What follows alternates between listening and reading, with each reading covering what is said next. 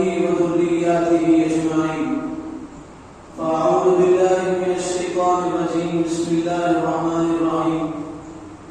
من عمل صالحا من ذكر وأنثى فلنحيينه حياة طيبة. وقال النبي صلى الله عليه وسلم: الدنيا مزرعة الآخرة، أو كما قال عليه الصلاة والسلام. اللہ تعالیٰ نے ہم گنہگاروں کے ساتھ کرم کا، شفقت کا، محبت کا، عنایت کا معاملہ کیا. اس نے جمعہ کی مبارک گھڑیوں میں اپنے بارگاہ میں حاضری کی توفیق عطا فرمائی. دعا کیجیے اللہ تعالیٰ ہم سب کے حاضر ہونے کو، جمع ہونے کو، جڑنے کو، مل بیٹھنے کو، سننے سنانے کو قبول فرما لے. اور دعا کیجیے مسجد کے باہر قدم رکھنے سے پہلے اللہ ہم تمام کو اپنے نیک بندوں میں شامل کر دے. اللہ تعالیٰ قرآن میں ایمان والے بندوں اور بندیوں سے خطاب فرما ہے. اللہ کا خطاب ہے اور اللہ تعالیٰ ایمان والے بندوں اور بندیوں سے ارشاد فرمائے: من عمل صالحا من ذکر وانثی. سنو، دنیا یہ دارالعمل ہے. دنیا رہنے کی جگہ نہیں ہے، دنیا عمل کی جگہ ہے. دنیا دارالعمل ہے، یہ گزرگاہ ہے، مسافر خانہ ہے. اللہ کے حبیب نے اپنی سچی زبان سے ارشاد فرمایا: کن فی الدنیا کأنک غریب اور عابر سبیل. دنیا میں ایسے رہو جیسے کوئی غریب رہتا ہے، دنیا میں ایسے رہو جیسے مسافر رہتا ہے. دنیا یہ رہنے کی جگہ نہیں ہے، دنیا یہ مسافر خانہ ہے، چل چلاؤ کی جگہ ہے. جو دنیا میں آیا ہے اسے دنیا سے جانا ہے، جو دنیا میں زندہ آیا ہے مردہ اسے دنیا سے جانا ہے. اللہ تعالیٰ نے نظام کائنات بنایا، دنیا کا نظام بنایا. جو ماں کے پیٹ سے زندہ آئے گا وہ پھر مرے گا اور مر کے دنیا سے چلا جائے گا. اور کب مرے گا نہیں پتا ہے، کب مرے گا نہیں معلوم، کیسے مرے گا نہیں معلوم. ابراہیم ابن ادھم یہ بلخ کے بہت بڑے بادشاہ تھے. ابراہیم ابن ادھم شاہ بلخ تھے، بلخ کے بڑے بادشاہ تھے. ابراہیم ابن ادھم، ان کا بڑا محل تھا، بہت بڑا بنگلہ تھا، دربار تھا، دربان تھے ان کے. ابراہیم ابن ادھم اپنے محل میں تھے، شاہ بلخ تھے، بلخ کے بادشاہ تھے، اپنے محل میں تھے. ایک فقیر آیا بھیک مانگتے ہوئے اور اس نے ابراہیم ابن ادھم کو دیکھا اور دیکھ کے بھی ان کے محل کو دیکھنے لگا اور دیکھ کے کہنے لگا: یہ مسافر خانہ اور یہ راج یہ کتنا اچھا ہے. ابراہیم ابن ادھم نے کہا: یہ مسافر خانہ نہیں ہے، یہ محل ہے، محل، اور یہ بنگلہ ہے ہمارا، اور یہ کوٹھی ہے ہماری. تو اس آنے والے فقیر نے کہا: نہیں، یہ مسافر خانہ ہے، یہ لاج ہے، لاج. بادشاہ نے کہا: یہ مسافر خانہ نہیں ہے، یہ ہمارا محل ہے. تو کہنے لگا: یہ محل نہیں ہے. پھر اس آنے والے فقیر نے شاہ بلخ سے کہا: سنو، تم سے پہلے اس میں کون تھا؟ تو کہا: اس سے پہلے اس میں میرا باپ تھا. تو کہا: اس سے پہلے کون تھے؟ تو کہا: اس سے پہلے میرے دادا تھے. تو کہا: اس سے پہلے کون تھے؟ تو کہا: میرے دادا کا باپ اس میں رہتا تھا. کہا: تمہارے بعد اس میں کون رہے گا؟ کہا: میرے بیٹے رہیں گے. کہا: بیٹوں کے بعد کون رہیں گے؟ تو کہا: میرے پوتے اس میں رہیں گے. اس آنے والے فقیر نے کہا: اسی لیے تو یہ مسافر خانہ ہے، ایک آتا ہے ایک جاتا ہے. مسافر خانہ اسی کو تو کہتے ہیں، یہ مسافر خانہ ہے، تمہارا محل نہیں ہے. تو ابراہیم ابن ادھم بے ہوش ہو کے زمین پہ گئے. جب ہوش آیا تو احساس ہوا واقعی یہ مسافر خانہ ہے، واقعی یہ مسافر خانہ ہے، رہنے کی جگہ نہیں ہے. دنیا رہنے کی جگہ نہیں ہے. آج آدمی کی آنکھ میں درد ہوتا ہے یا آنکھ کی روشنی کم ہوتی ہے تو آدمی کہتا ہے: مجھے ڈاکٹر کے پاس لے چلو، میرے آنکھوں کی روشنی کم ہو گئی ہے. آدمی کے پیروں میں لڑکھڑاہٹ آ جاتی ہے، گھٹنوں میں تکلیف ہوتی ہے، اٹھنے بیٹھنے میں درد محسوس ہوتا ہے تو کہتا ہے: میرے گھٹنے میں تکلیف ہو رہی ہے. آدمی کے ہاتھ سر ہو جاتے ہیں، فالج اور لقبے کا اثر ہو جاتا ہے، پیرالائسس ہو جاتا ہے تو آدمی پریشان ہو جاتا ہے. ایک وقت وہ آئے گا پورا جسم ٹھنڈا پڑے گا، ایک وقت وہ آئے گا آدمی کی آنکھوں کی روشنی ختم ہو جائے گی، چلنے پھرنے کی طاقت ختم ہو جائے گی، آدمی کا دل دھڑکنا بند ہو جائے گا اور آدمی مرے گا اور سب مرے گی. اللہ تعالیٰ نے قرآن میں صاف طور پہ فرمایا: کل نفس ذائقۃ الموت. سنو، سب کو مرنا ہے، ہر نفس کو مرنا ہے.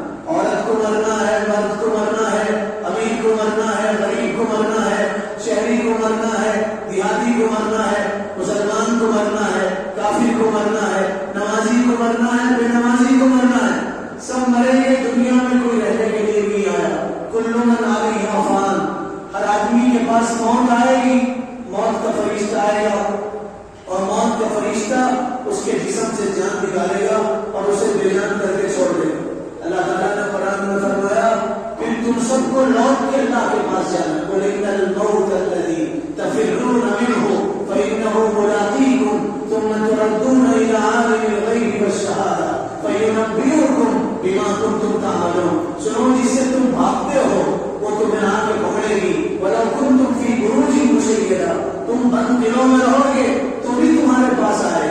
نوح علیہ السلام کے زمانے میں لوگ ظالم ہو گئے تھے اور نوح علیہ السلام کو مارنے لگے اور پتھر برسانے لگے. اللہ کا عذاب آیا. جو پہاڑوں میں تھے ان پہ بھی اللہ کا عذاب آیا. جو قلعوں میں بند ہو گئے تھے ان پہ بھی اللہ کا عذاب آیا. موت نے کسی کو نہیں چھوڑا. ایمان والے بچ گئے. جس کو اللہ چاہتے تھے وہ بچ گئے اور جس کو اللہ نہیں چاہتا تھا وہ سب مر گئے. نوح علیہ السلام کا بیٹا بھی مرا. فحال بینہم الموج فکان من المغرقین. ایک موج آئی اور نوح علیہ السلام کا بیٹا غرق ہو گیا. موت آئے گی، تم جہاں بھی رہو گے تمہارے پاس موت آئے گی. موت تمہیں نہیں چھوڑے گی. سب سے بڑا مسئلہ دنیا کا لوگ کہتے ہیں غریبی مسئلہ ہے. لوگ کہتے ہیں میرا بیٹا مجھے پریشان کرنا سب سے بڑا مسئلہ ہے. قرض کا مسئلہ سب سے بڑا مسئلہ ہے. نہیں، سب سے بڑا مسئلہ یہ ہے یہ گھر ہمیں چھوڑنا ہے. سب سے بڑا مسئلہ یہ ہے ہمیں اپنی بیوی کو چھوڑنا ہے، بچوں کو چھوڑنا ہے، رشتے داروں کو چھوڑنا ہے، دنیا چھوڑنا ہے، چھوڑ کے اللہ کے پاس پہنچنا ہے. یہ سب سے بڑا مسئلہ ہے. آدمی اس سے غافل ہے اور غفلت کی زندگی گزار رہا ہے. حضور کی سیرت آپ پڑھیے، رسول اللہ کی سیرت مبارکہ کا مطالعہ کیجیے. حضور کی سیرت پڑھیے تو پتا چلے گا. آپ نے قدم قدم پہ لمحہ لمحہ اپنی امت کو یہی بتایا کہ دیکھو دنیا سے جینا لگاؤ. دنیا چھوڑنا ہے. دنیا رہنے کی جگہ نہیں ہے، جی لگانے کی جگہ نہیں ہے. سب سے بڑی کوئی سب سے بڑا کوئی بے وفا ہے تو انسان کے لیے اس کی دنیا بے وفا ہے. دنیا بے وفا، اس کا مال بے وفا ہے، اس کا گھر بے وفا ہے، اس کے اہل و عیال بے وفا ہے، اس کے رشتے دار بے وفا ہے. مرنے کے بعد لوگ بھول جاتے ہیں، پتہ ہی نہیں چلتا کوئی دنیا میں آیا تھا. دنیا بے وفا ہے، اس سے جینا لگاؤ. اللہ کے رسول صلی اللہ علیہ وسلم کے پاس پھٹی چادر تھی. چادر میں سوراخ ہو گئے تھے. کائنات کے سردار کی چادر اس میں سوراخ ہو گئے تھے. چادر پھٹی تھی، پرانی ہو گئی تھی، چادر میں سوراخ تھے. ایک عورت آئی حضرت عائشہ کے پاس اور رسول اللہ کے بستر میں بیٹھی اور بیٹھ کے کہنے لگی یہ کائنات کے سردار کا بستر ہے، امام الانبیاء کا بستر ہے. چادر پھٹی ہے، آپ کا بستر پوشیدہ ہو گیا ہے اور بستر کہلانے کے قابل نہیں ہے. وہ عورت وہاں سے اٹھی اور اپنے گھر گئی اور ایک چادر لے کے آئی جس میں ٹول تھے، ڈول بیٹے تھے، جس میں نقش و نگار تھا اور لا کے کہنے لگی یہ چادر ہے اور یہ میں تمہیں ہدیہ دیتی ہوں اور تحفہ دیتی ہوں اور میں اللہ کے رسول کو ہدیہ دیتی ہوں، گفٹ کر دیتی ہوں. یہ چادر قبول کرو اور میرا ہدیہ رکھ لو. حضرت عائشہ کی عمر کم تھی. حضرت عائشہ خوش ہوگی اور حضرت عائشہ نے وہ چادر لیا اور اپنے پاس رکھ لیا.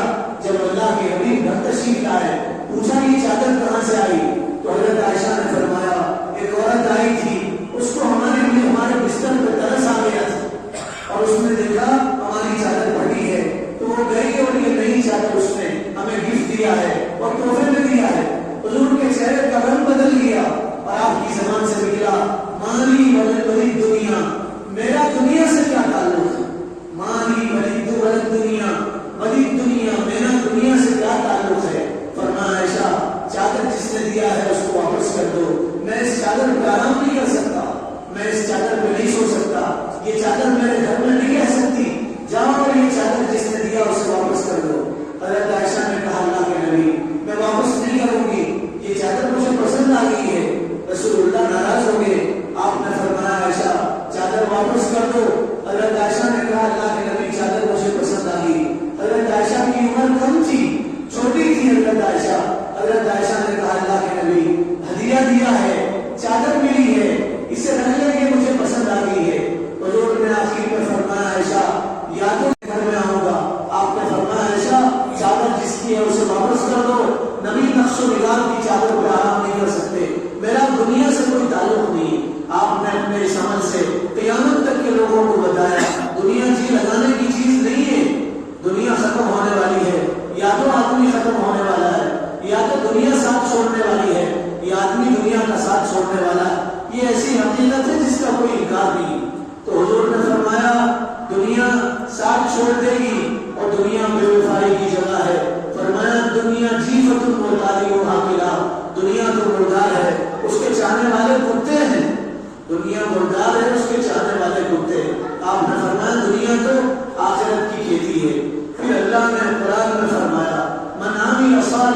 ذکر وانثى، سنو اے ایمان والو، ایمان والے مرد اور ایمان والی عورت دونوں کو اللہ تعالیٰ نے خطاب کیا اور فرمایا جو نیک عمل کرے گا، من عمل صالحا من ذکر وانثى، جو بھی نیک عمل کرے گا ہم اس کی دنیا بھی بنائیں گے، گھر اچھا ہوگا، ہماری زندگی بنے گی، ہم یہ سمجھتے ہیں فکس ڈپازٹ ہوگا تو ہماری زندگی بنے گی، ہم یہ سمجھتے ہیں سونے کی جھنکار سے ہماری زندگی بنتی ہے، درہم اور دینار سے ہماری زندگی بنتی ہے، ڈالر سے ہماری زندگی بنتی ہے، دنیا آ گئی تو ہماری زندگی بنے گی۔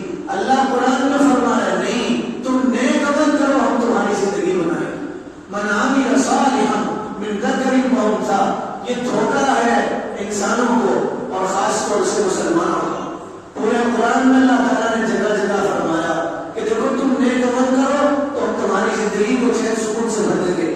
سکون خریدا نہیں جا سکتا، سکون مارکیٹ میں نہیں ملتا، بازار میں نہیں ملتا سکون۔ الا بذکر اللہ تطمئن القلوب، اللہ نے فرمایا سکون خریدی جانے والی چیز نہیں ہے۔ تم دنیا دے کے سکون خریدنا چاہو نہیں خرید سکتے۔ عبد الرحمن اموی بادشاہ تھا، 50 سال بادشاہ رہا، 50 سال، 50 دن نہیں، 50 مہینے نہیں، 50 سال بادشاہ رہا، ایک ملک کا 50 سال بادشاہ رہا۔ جب مرنے لگا تو کہنے لگا میں نے اپنی زندگی میں صرف 14 دن سکون کے دیکھے، 14 دن سکون کے دیکھے، میری زندگی میں نے صرف 14 دن سکون کے دیکھے۔ سکون خریدا نہیں جا سکتا۔ بادشاہ ہے، 50 سال اس نے بادشاہت کیا اور مرتے ہوئے کہہ رہا میں نے اپنی زندگی میں سکون نہیں دیکھا۔ گجرات کا ایک بادشاہ تھا، گجرات ہندوستان کا صوبہ تھا اور الگ ملک تھا، الگ ریاست تھی، اس کا بادشاہ تھا، اس کا نام تھا ظفر محمود، بادشاہ کا نام تھا ظفر محمود۔ جب وہ فیصلہ کرنے کے لیے دربار میں بیٹھتا تھا تو اس نے ایک آدمی کو تنخواہ دے کے طے کیا تھا، پیمنٹ دیتا تھا، سیلری دیتا تھا، اور ایک آدمی کو مہینہ مشاہرہ دیتا تھا اور تنخواہ دے کے طے کیا تھا جب میں فیصلہ کرنے کے لیے بیٹھوں اور جب میں غلط فیصلہ کرنے لگوں، جب میں غلط فیصلہ کرنے لگوں تو تم مجھے کفن بتا دینا۔ اس کے ہاتھ میں کافور لگا کفن ہوتا تھا، عطر اور کافور لگا کفن ہوتا تھا، ایسا کفن کہ جیسے بھی میت مری ہے، کسی کا انتقال ہوا ہے اور اس کو کفنانا ہے اسی کفن میں، کفن تیار ہوتا تھا۔ اور جب ظفر محمود فیصلہ سنانے کے لیے بیٹھتا تھا اور غلط فیصلہ سناتا تھا تو وہ آدمی کفن بردار آدمی، کفن اٹھانے والا آدمی کفن اٹھاتا تھا اور بادشاہ کو کفن بتاتا تھا اور بادشاہ بے ہوش ہو کے زمین پہ گرتا تھا۔ جب ہوش آتا تھا تو اپنا فیصلہ بدل دیتا تھا۔ کسی نے اس بادشاہ سے کہا تم نے اس آدمی کو کیوں رکھا ہے اور یہ کفن کیوں بتاتا ہے؟ تو کہا میں نے اس کو اس لیے طے کیا ہے تاکہ یہ کفن بتا کے مجھے میری موت کی یاد دلائے، قبر کی یاد دلائے، حشر کی یاد دلائے، اللہ کے پاس مواخذے کی اور قبر کی یاد دلائے، اور مجھے یہ بتائے کہ تم آج زمین کے اوپر ہو، کل تم زمین کے اندر ہو، آج تم زمین کے اوپر ہو، کل تم زمین کے اندر رہو گے، تم زمین پر رہنے کے لیے نہیں آئے ہو، تم زمین کے اندر جانے کے لیے آئے ہو۔ بڑا بادشاہ گزرا ہے عبد الملک ابن مروان، اپنے زمانے کا بڑا بادشاہ تھا۔ جب مرنے لگا اور موت کا وقت قریب آیا تو کوئی دھوبی تھا اس کے محل کے باہر کپڑے دھو رہا تھا، اس کو آواز آ رہی کپڑے دھونے کی، پوچھا یہ کون ہے، آواز کیسی ہے؟ لوگوں نے کہا دھوبی ہے کپڑے دھو رہا ہے۔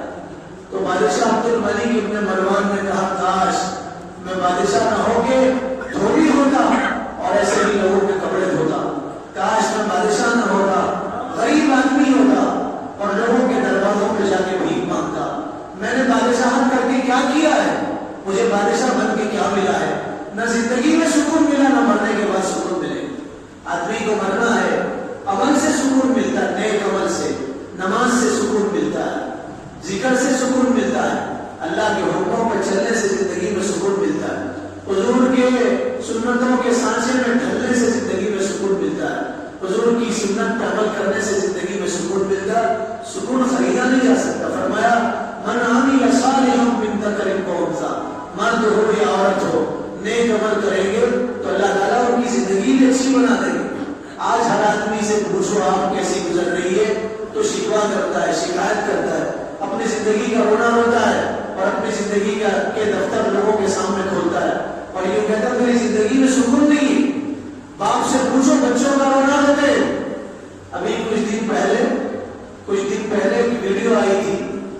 بہت زیادہ گشت کر رہی تھی، پڑوس ملک کی بھی تھی، پڑوس ملک پاکستان کی ویڈیو تھی. ایک باپ جس نے بچوں کی زندگی بنانے کے لیے اپنی زندگی داؤ پہ لگا دی، بچوں کو اچھا رکھنے کے لیے وہ خود باہر رہا، ساتھ سمندر پار رہا، کئی سال تک باہر محنت کرتا رہا، کماتا رہا. جب کما کے واپس آیا تو بچوں نے مطالبہ کیا کہ اپنا سارا گھر اور ساری جائیداد تقسیم کر دو. اس نے اپنا گھر، ایک گھر اپنے نام پہ رکھ لیا اور باقی سب تقسیم کر دیا. ابھی کچھ دن پہلے بچے نے لات سے اسے مارا، لات سے، گھوسوں سے باپ کو مارا اور کہنے لگا جو ہے وہ بھی ہمارے نام پر کر دو، جو ہے وہ بھی ہمارے نام پر کر دو، تمہارا اپنا کچھ نہیں ہے.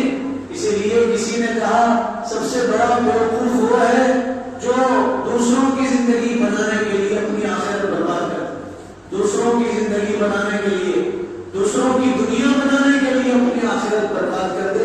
اس سے بڑا پاگل کوئی نہیں ہے اور اس سے بڑا بیوقوف کوئی نہیں. بچوں نے اپنے باپ کو، وہ باپ جس نے جو زندگی بھر بچوں کے لیے خوش نہیں رہ سکا، بچوں کو منہ کا لقمہ کھلاتا رہا، خود مشقتیں جھیلتا رہا، لوگوں کی گالیاں سنتا رہا اور اپنی اولاد کو سکھ دینے کے لیے باہر رہا، ساتھ سمندر پار رہا. آج بچوں نے اس کے ساتھ کیا سلوک کیا؟ بچہ لات سے باپ کے چہرے پہ مار رہا ہے اور باپ کو تکلیف دے رہا ہے اور باپ نیچے ہے اور بچہ اوپر بیٹھ کے مار رہا ہے، تھپڑ مار رہا اپنے باپ کو، گالی گلوچ کر رہا اپنے باپ کو. دنیا بے وفائی کی جگہ ہے.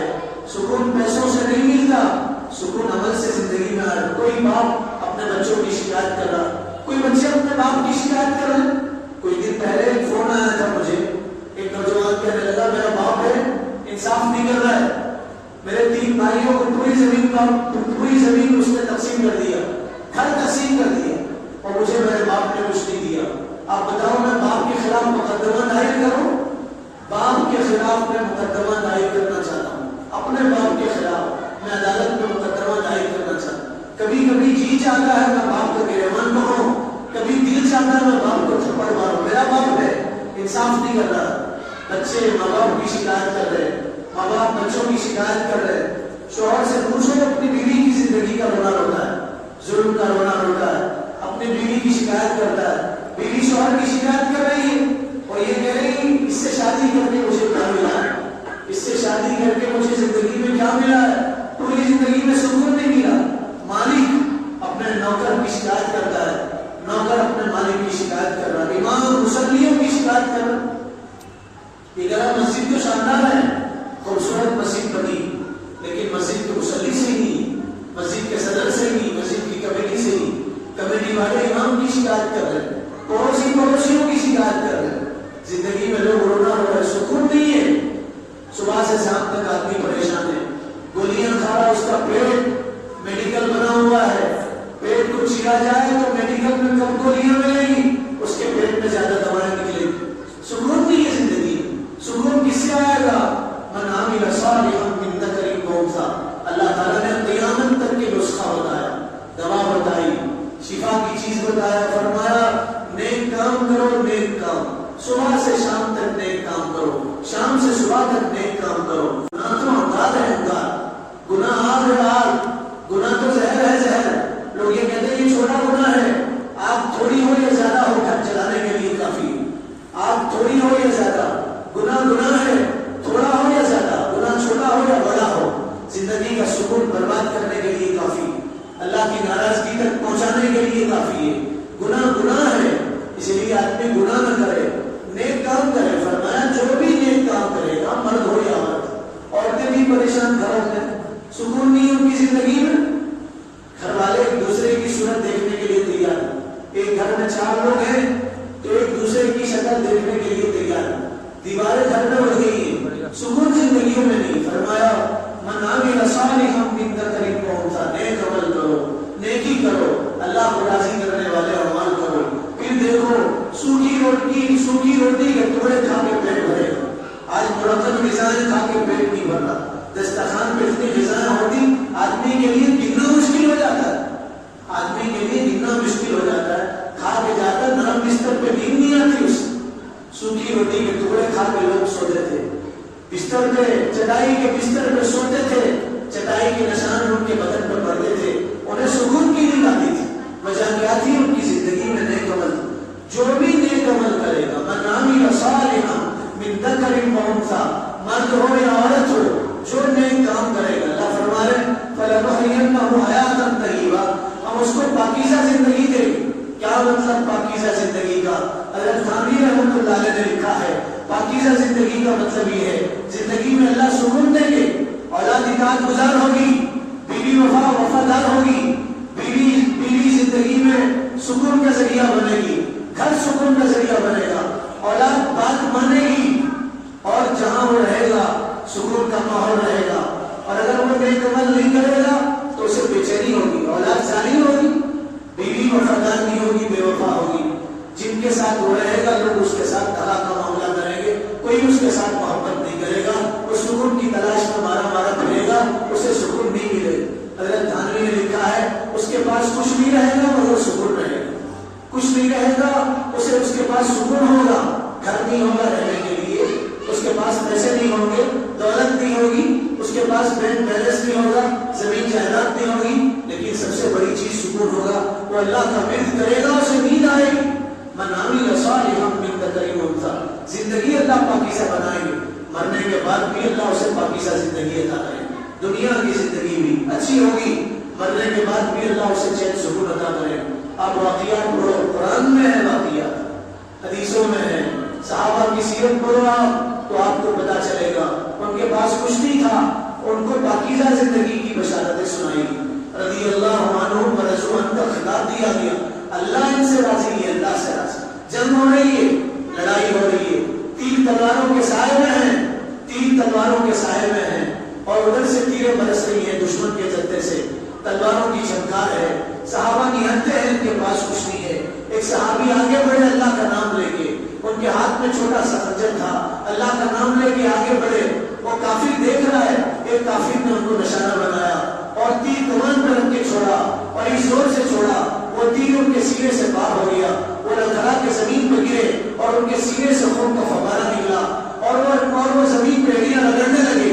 وہ کافر دیکھ رہا ہے، وہ یوں کہہ رہے ہیں فزت برب الکعبہ، رب کعبہ کی قسم میں تو کامیاب ہو گیا. ان کے چہرے پر مسکراہٹ ہے، چہرہ کھلا ہوا ہے، اور ان کے لبوں پہ یہ لفظ ہے فزت برب الکعبہ، کعبے کے رب کی قسم میں تو کامیاب ہو گیا. کافر حیران ہے، تیر ان کو لگ رہا ہے، ان کا دل زخمی ہوا ہے، یہ پھڑپھڑانے لگے ہیں، ان کی بیوی بیوہ ہو گئی ہے، ان کے بچے یتیم ہو گئے ہیں، اور ان کے چہرے پر مسکراہٹ ہے. یہ کہہ رہے میں تو کامیاب ہو گیا. یہ کیسی کامیابی ہے؟ پھر کافر جستجو میں لگا اور کافر تحقیق کرنے لگا اور کہنے لگا میری کیسی کامیابی ہے؟ لوگوں نے بتایا دنیا کی کامیابی چند روزہ ہے، ختم ہونے والی ہے. دنیا کی کامیابی وقتی ہے، اصل کامیابی تو آخرت کی کامیابی ہے. پھر صحابہ نے اسے آخرت کے بارے میں بتایا، جنت کی نعمتوں کے بارے میں بتایا، تو کافر نے کلمہ پڑھا. پھر وہ تیر تلوار لے کے مسلمانوں کی طرف سے نکلا اور وہ شہید ہوا اور وہ جنت میں چلا گیا. مرتے مرتے دوسروں کو جنت کا پیغام دے گئے، مرتے مرتے دوسروں کو کلمہ دے گئے، مرتے مرتے دوسروں کو شہادت کی موت دے گئے. ہم تو زندہ ہیں، اپنی اولاد کو کلمہ نہیں دے سکے، کلمے کی حقیقت نہیں بتا سکے، ہم اپنی اولاد کو اللہ کا تعارف نہیں کرا سکے، حضور صلی اللہ علیہ وسلم کے بارے میں نہیں بتا سکے. اور یہ مرتے مرتے دوسروں کو سکون کی زندگی دے رہے، حیات طیبہ دے رہے، خود بھی مر رہے اور دوسروں کو پیغام دے رہے. لوگوں یہ زندگی اصل زندگی، مرو گے ایسی زندگی میں تو اللہ تمہیں پاکیزہ زندگی عطا کریں گے، اچھی زندگی عطا کریں گے. مرتے مرتے کہہ رہے ہیں فزت برب الکعبہ، کعبے کے رب کی قسم میں تو کامیاب ہو گیا. رسول اللہ مسجد نبوی میں بیٹھے ہیں، رسول اللہ کے حبیب مسجد نبوی میں تشریف فرمائے.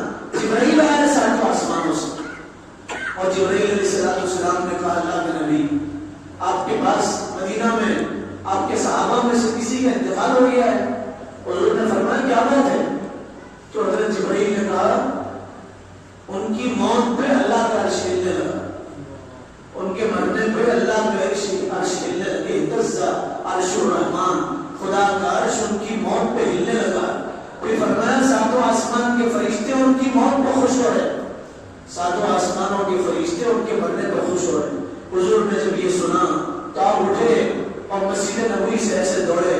صحابہ فرماتے ہیں ہم بھی حضور کے پیچھے دوڑنے لگے.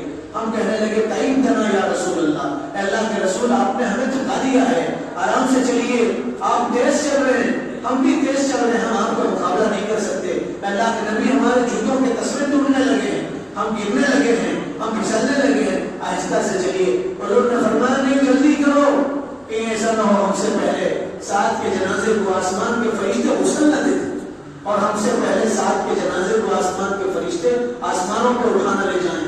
رسول اللہ گئے دوڑ کے حضرت سعد کے قبر میں جہاں ان کی موت ہو گئی تھی، جہاں ان کا انتقال ہوا تھا، رسول اللہ چوکھٹ پر کھڑے رہے، پھر کمرے میں سے داخل ہونے لگے، ایسے محسوس ہوتا تھا پورا کمرہ بھرا ہوا ہے، آپ پنجوں کے بل جانے لگے، لڑکھڑانے لگے، پھر آپ نے کسی کو سرکایا اور آپ بیٹھے۔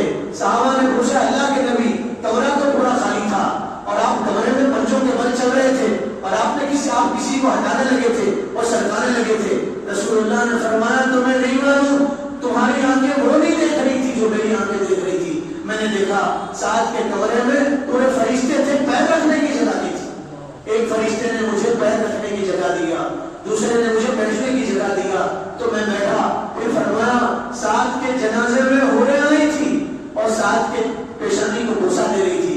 پھر رسول اللہ سعد کے جنازے میں پنجوں کے بل چلنے لگے۔ صحابہ نے پوچھا اللہ کے نبی جگہ تو ہے، آپ پنجوں کے بل کیوں چل رہے ہیں؟ تو کہا انسان بہت زیادہ نہیں، فرشتے بہت زیادہ ہیں، ان کے جنازے میں فرشتے زیادہ ہیں، پیر رکھنے کی جگہ نہیں۔ جب آپ نے حضرت سعد کو قبر پہ لٹایا، مٹی ڈالی اور ڈال کے آسمانوں کی طرف دیکھا اور دیکھ کے فرمایا یا اللہ تو بھی سعد سے راضی ہے، میں بھی سعد سے راضی ہوں۔ جو اچھی زندگی گزارتے ہیں، نیک زندگی گزارتے ہیں، اللہ تعالیٰ ان کو ایسی زندگی عطا فرمائے، مرنے کے بعد پاکیزہ زندگی کا تحفہ دیتے ہیں اور پاکیزہ زندگی اللہ ان کو ہدیے میں دیتے ہیں، اپنی رضا کا اعلان کرتے ہیں، فرشتے ان کے استقبال کے لیے کھڑے ہوتے ہیں، فرشتے ان کے استقبال کے لیے کھڑے ہوتے ہیں۔ حدیث میں حضور نے فرمایا جب کوئی نیک آدمی مرتا ہے، اچھے عمل کرنے والا آدمی مرتا ہے تو اس کے گھر سے اس کے قبر تک 2 قطاروں میں فرشتے کھڑے ہوتے ہیں اور جب اس کا جنازہ جانے لگتا ہے تو فرشتے اس کو سلام بھیجتے ہیں، اس کے گھر سے اس کے قبر تک فرشتے قطار میں کھڑے ہو کے اسے سلام بھیجتے ہیں اور اس کو سلام کرتے ہیں، فرشتے اسے سلام کرتے ہیں، فرشتے اسے سلام کرتے ہیں۔ جب اس کو قبر میں رکھا جاتا ہے تو جہاں تک اس کی نظر جاتی ہے قبر وسیع ہو جاتی ہے اور قبر اس سے بات کرتی ہے، اس کی قبر اس سے بات کرتی ہے، ہم کلام ہوتی ہے اور قبر اس کو بات کرتی ہے، یوں کہتی ہے نم کنومت العروس، ایسے سو جا جیسے پہلی رات کی دلہن سوتی، نم کنومت العروس، ایسے سو جا جیسے پہلی رات کی دلہن سوتی ہے۔ قبر کہتی ہے زمین پہ جتنے لوگ چلتے تھے اس میں سب سے زیادہ تو مجھے محروم تھا، میں چاہتی تھی تو میرے گود میں آئے اور میں تجھے آرام دوں اور چین دوں اور سکون دوں اور تو میرے گود میں آیا، اب تو سو جا، ایسے سو جا جیسے پہلے رات کی دلہن سوتی ہے۔ پہلی رات کی دلہن کو گھر کے کوئی فرد نہیں جگاتے، نہ اس کی ننند جگاتی ہے، نہ بھاوت جگاتی ہے، نہ اس کی ساس جگاتی ہے، نہ سسر جگاتا ہے، نہ گھر کے کوئی فرد جگاتے، اس کو تو اس کا پیا جگاتا ہے۔ قبر کہتی ہے تو سو جا، تجھے حشر کے میدان میں تجھے تیرا خدا جگائے گا، دوسرا کوئی نہیں جگائے گا۔ نم کنومت العروس، نیک لوگ مریں گے اللہ ان کو ایسی پاکیزہ زندگی عطا کرے گا۔ تو اللہ قرآن میں فرما رہے ہیں، من عمل صالحا، جو پاکیزہ زندگی گزارتے ہیں اللہ ان کی زندگی کو چین سکون سے بھرتے، مرنے کے بعد بھی اللہ تعالیٰ ان کو چین سکون عطا فرمائیں گے۔ تو میرے بھائیوں یہ عظیم نسخہ ہے پریشانیوں سے، بلاؤں سے، مصیبتوں سے بچنے کا، لوگوں کے ظلم سے بچنے کا۔ آدمی رخ کرے مسیحوں کی طرف، آدمی رخ کرے اللہ کی طرف، آدمی دوڑے اللہ کی طرف۔ قرآن میں اللہ نے فرمایا دوڑو، کہاں دوڑو؟ بازار کی طرف۔ ایک بازار تو ضرورت ہے، مقصد نہیں ہے۔ بازار، دکان، ملازمت، تجارت یہ تو ضرورت ہے، آدمی ضرورت بقدر ضرورت استعمال کرتا ہے، یہ تو ضرورت ہے۔ مقصد یہ ہے کہ تمہارا اللہ تم سے راضی ہو جاؤ۔ پورے پریشانیوں کا حل یہ ہے آدمی نیک عمل کرے، اللہ کی طرف دوڑے، خدا کو راضی کرنے کی کوشش کرے، اس کی زندگی بھی اچھی ہوگی، اس کی آخرت بھی اچھی ہوگی۔ تو کیجیے اللہ تعالیٰ عمل کی توفیق عطا